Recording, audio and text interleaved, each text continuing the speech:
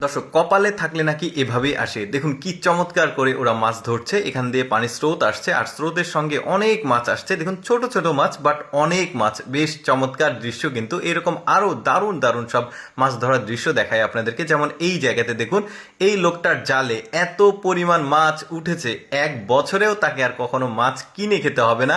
দেখুন এত পরিমাণ মাছ, মাছের সাইজগুলো ছোট বাট অনেক মাছ, পুরো জাল তার ভর্তি হয়ে গেছে। এবার যে দৃশ্যটা দেখাবো, দেখুন চুপি চুপি এই লোকটা যাচ্ছে, সামনে একটা গাছ আছে, গাছের ঠিক আড়ালে প্রচুর পরিমাণে মাছ আছে, জাস্ট একটা খ্যাপলা দেবে, দেখুন এই লোকটা এত পরিমাণ মাছ পাবে। দেখুন বেশ চমৎকার দৃশ্য। কিন্তু সাধারণত এই ধরনের দৃশ্যগুলো আসলে চোখেই পড়ে না। দেখুন এই লোকটা জাল তুলছে, একটু ভালোভাবে লক্ষ্য করে দেখুন, জালে কিন্তু প্রচুর পরিমাণে মাছ। এখন বুঝতে পারবেন কত মাছ। দেখেছেন কি দারুণ দৃশ্য। ওই যে বললাম আসলে কপালে থাকলে এভাবে আসে। দেখুন ছোট মাছ বাট অনেক মাছ, দারুণ দৃশ্য। কিন্তু এরপরে এখানকার দৃশ্যটা দেখুন। দেখুন এটা একটা পাহাড়ি অঞ্চল, পাহাড়ের ঝর্ণা থেকে পানি আসছে। তো পাহাড়ি যে ছোট ছোট নদী থাকে, সেই নদীগুলো থেকে কিন্তু এই ধরনের মাছগুলো আসে আর এসে এই স্রোতে এই পাথরের মধ্যে লুকিয়ে থাকে। দেখতে পাচ্ছেন প্রচুর পরিমাণে মাছ, এরা মাছ ধরছে।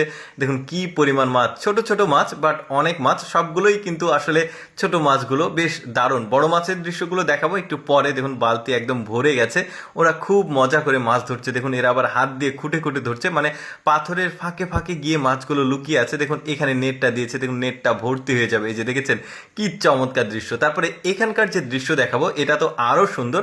যারা গ্রাম অঞ্চলে বসবাস করেন তারা জানবেন এইভাবে মাছ ধরার যে পদ্ধতি, সেটা সেটা হচ্ছে খাল বিলের যখন পানি শুকিয়ে যায়, তখন ওই ধানের গাছের যে গোড়া থাকে সেগুলোতে এই কাদাগুলো থাকে, কাদাগুলো সরালেই কিন্তু মাছ পাওয়া যায়। দেখুন কি চমৎকার দৃশ্য। আসলে যারা গ্রামে বসবাস করে, গ্রামে থেকেছে, তারা কিন্তু এই ধরনের মাছ ধরার দৃশ্যের সঙ্গে আসলে মানে সম্পৃক্ত বা মাছ ধরেছে। এখন হয়তো বা কাজকর্মের জন্য, চাকরির জন্য মাছ ধরার সময় পায় না, কিন্তু এভাবে কিন্তু অনেকে মাছ ধরে। দেখুন কি চমৎকার, কাদা সরালে মাছ।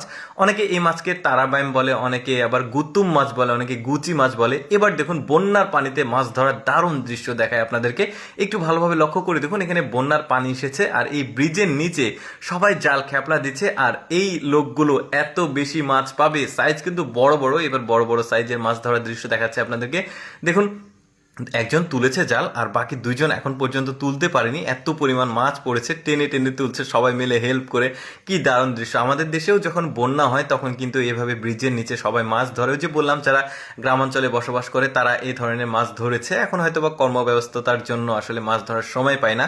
তারপরে এই লোকটার কপালটা দেখুন, ওই যে কপালে থাকলে এভাবে আসে, ওই রকম ব্যাপারটা। দেখুন ওর কারেন্ট জালে এত পরিমাণ মাছ বেঁধেছে, মানে প্রতিটা ফাঁসে ফাঁসে মাছ। বেশ চমৎকার। দর্শক, কেমন লাগলো আজকের এই মাছ ধরার দৃশ্যগুলো অবশ্যই কমেন্ট করে জানাবেন। আর এইরকম মজার মজার ভিডিও প্রতিদিন দেখতে আমাদের লেটস গো ফেসবুক পেজটি ফলো রাখুন।